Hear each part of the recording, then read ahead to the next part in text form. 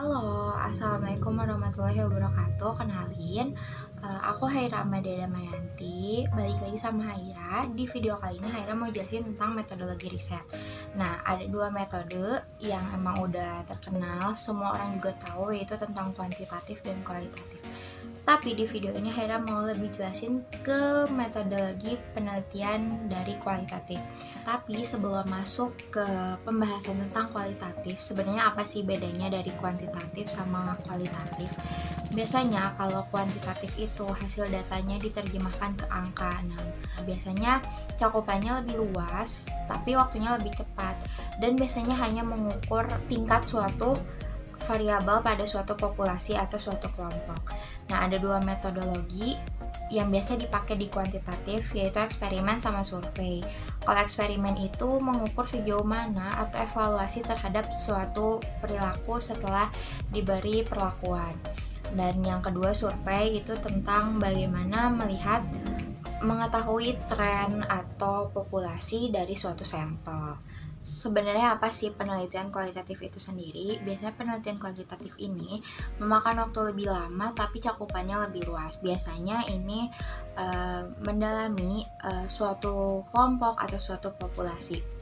Dan biasanya peneliti pengen tahu sudut pandang dari partisipan yang mengalami pengalaman itu sendiri.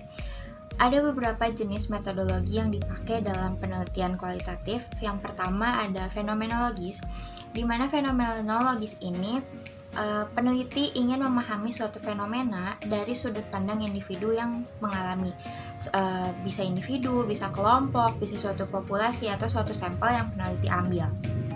Yang kedua, ada penelitian grounded, di mana biasanya ini menuntut si peneliti untuk mengembangkan teori berdasarkan hasil data yang telah diambil pada saat penelitian. Kemudian yang ketiga, itu ada etnografi, di mana etnografi ini biasanya ingin mendalami suatu bahasa, interaksi sosial, bagaimana kehidupan di suatu populasi, suatu komunitas, atau misalkan ingin mengetahui bagaimana kehidupan sehari-hari komunitas tersebut. Misalkan contohnya pengen tahu gimana kehidupan di suku Baduy. Dengan menggunakan teori ini atau pendekatan ini, peneliti bisa tahu bagaimana bahasa keseharian di suku Baduy, bagaimana interaksi orang-orang di sana satu sama lain, bagaimana kehidupan sehari-harinya. Dan biasanya yang etnografi ini peneliti bisa memakan waktu lama, bahkan sampai berbulan-bulan dan bertahun-tahun, karena mereka benar-benar mendalami bagaimana kehidupan di suku Baduy misalnya. Mereka menjalani aktivitas sehari-hari seperti mereka suku Baduy pada aslinya. Nah, benar-benar ngikutin kegiatan dari bangun sampai tidur lagi. Mereka menggunakan teknik wawancara dan juga observasi yang mendalam tentang bagaimana kehidupan di suku Baduy. Nah, kemudian yang selanjutnya ada studi kasus. Biasanya ini peneliti ingin lebih mengetahui dan mendalami menganalisis suatu kasus dengan perspektif yang berbeda-beda atau dengan berbagai macam perspektif dari suatu kelompok atau dari individu. Kemudian biasanya menggunakan wawancara yang mendalam dan juga observasi. Selanjutnya ada action research. Jadi contohnya itu kayak guru yang magang di sekolah. Mereka meneliti bagaimana interaksi anak-anak di sekolah, bagaimana bahasa anak-anak di sekolah, bagaimana interaksi antara guru dengan murid, murid dengan guru, guru dengan guru, murid dengan murid, dan itu biasanya terjun langsung ke sekolah-sekolah. Nah, kemudian tadi kan udah dibahas nih, kalau penelitian kualitatif ini memakan waktu yang panjang dan lama banget. Nah, sebenarnya apa aja sih yang perlu dipersiapkan atau langkah-langkah apa aja yang bisa kita ambil untuk kita bisa melakukan penelitian kualitatif? Nah, yang pertama itu ada persiapan. Persiapannya apa aja? Dimulai dari kita ngambil topik judul penelitian kita mau meneliti tentang apa. Misalkan tadi udah diambil contohnya, kita mau mengetahui bagaimana kehidupan di suku Baduy. Pokoknya topiknya harus ditentukan serinci dan semenarik mungkin. Jadi kita tuh mau kita pengen tahu tentang apa, kita harus jelas pengen tahu tentang apa.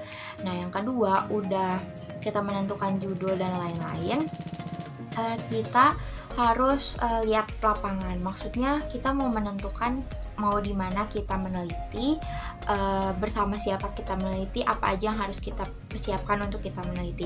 Nah tadi misalkan contohnya di Baduy, berarti kita meneliti di suku Baduy. Di mananya, misalkan memang yang di pedalamannya atau misalkan yang di Baduy luar, itu bisa kita observasi lagi. Kemudian udah tahu mau di mana, kita ngurus perizinan. Ngurus perizinan ini melengkapi segala bentuk administrasi.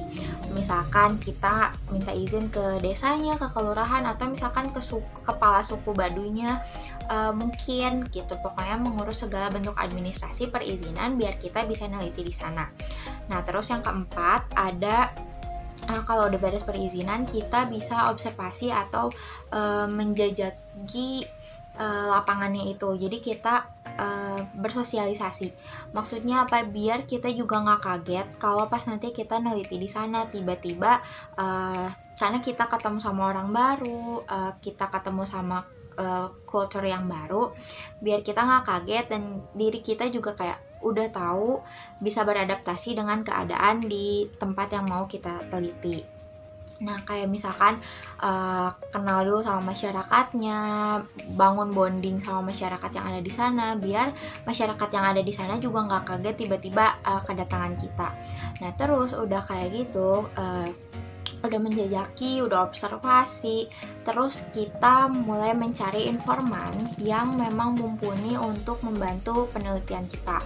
Misal kalau bisa sama ketua sukunya, misalkan di suku Baduy, kita bisa ngobrol dan bisa bekerja sama dengan baik dengan kepala sukunya atau misalkan dengan kepala desanya gitu kan. Kita harus mencari informan yang memang terpercaya dan bisa membantu memberikan banyak informasi tentang suku Baduy kepada kita dan membantu penelitian kita agar tujuan dari penelitian kita itu bisa tercapai. Nah setelah mengurus izin mencari informan, kita bisa mulai langsung siapkan segala bentuk yang akan dipersiapkan untuk penelitian, misalkan berkas, kita mau stay berapa lama di sana, kendaraan dan segala macamnya. Kita bisa turun langsung meneliti. Setelah meneliti kita ngambil data segala macam selama berbulan-bulan mungkin. Nah abis itu kita analisis datanya. Nah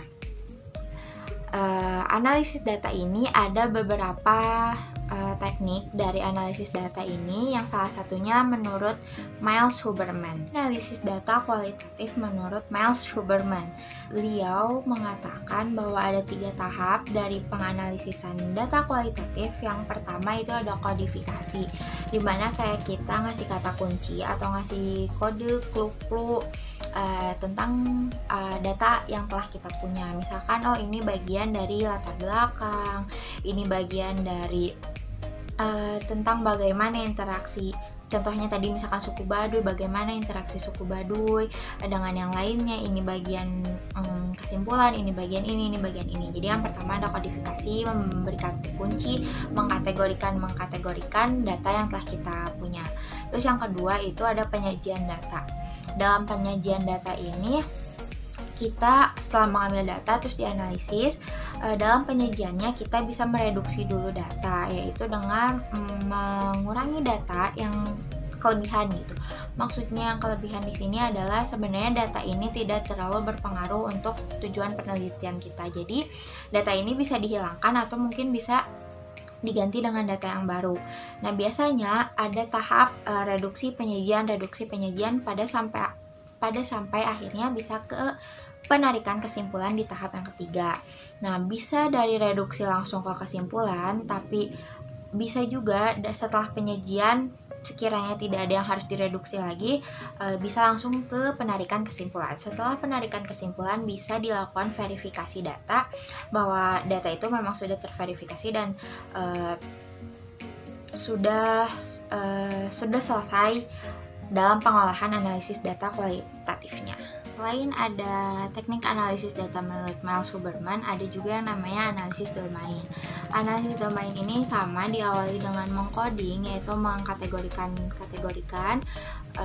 Tujuannya emang supaya kita gampang untuk menganalisis datanya. Jika kita misalkan cuma butuh bagian kesimpulan, kita bisa tahu, oh ini data yang bagian kesimpulan, ini bagian data ini bagian data ini, and something else.